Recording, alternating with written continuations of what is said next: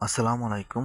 এখন আমি আপনাদের সাথে ভিডিওতে যে বিষয় নিয়ে আলোচনা করব সেই বিষয়টি হলো খামারে বন্য পাখি আসা যাওয়া করলে কি অসুবিধা হয় এই বিষয় নিয়ে, এবং এটি কেন বন্ধ করবেন এই বিষয় নিয়েই এই ভিডিওতে আলোচনা করা হবে। আপনারা যারা মুরগির খামার করে যাচ্ছেন তাদের সবচেয়ে একটি মারাত্মক রোগ বা ভয়াবহ রোগ হলো বার্ড ফ্লু। এই বার্ড ফ্লু পাখির মাধ্যমে এক খামার থেকে অন্য খামারে ছড়ায়। তার জন্য আপনারা সবসময় খেয়াল রাখবেন যে বন্যপ্রাণীর মাধ্যমেই বেশি ছড়ায়, এছাড়া মানুষের মাধ্যমে, জুতার মাধ্যমে বা বাতাসের মাধ্যমেও ছড়ায়।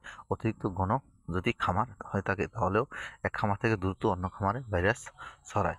কিন্তু তার চেয়ে বেশি সমস্যা হলো যে পাখির মাধ্যমে। এই আপনার খামারে যদি পাখিতে কোনো প্রকার ভাইরাসজনিত বা ব্যাকটেরিয়াজনিত রোগে আক্রান্ত হয়, তখন এই খামার থেকে পাখি খাবার খেয়ে বা খামারের ভিতরে চলাফেরা করে অন্য খামারে যখন যাবে, সেই ব্যাকটেরিয়া বা ভাইরাস ওই খামারে বহন করবে বা নিয়ে যাবে পাখির মাধ্যমে। এজন্য আপনার খামারে পাখি ঢুকতে প্রবেশ করতে বাধা দিতে হবে।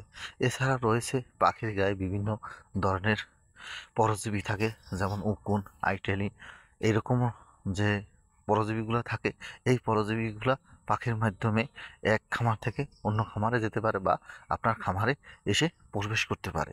এরপর রয়েছে যেটা, সেটা হলো আপনার খামারে যদি পশু পাখি বা বন্য পাখি বেশিক্ষণ থাকে, তখন তারা যে মলত্যাগ করে, এই মলত্যাগটা পানির পাত্রের ভিতর বা খাবারের পাত্রের ভিতর পড়তে পারে। যখন এই পানির পাত্রে বা খাবারের পাত্রে পড়বে, তখনই আপনার খামারে নতুন রোগের আক্রমণ দেখা দেবে এবং আপনার ঔষধ বা অ্যান্টিবায়োটিক খরচ বেশি বেড়ে যাবে।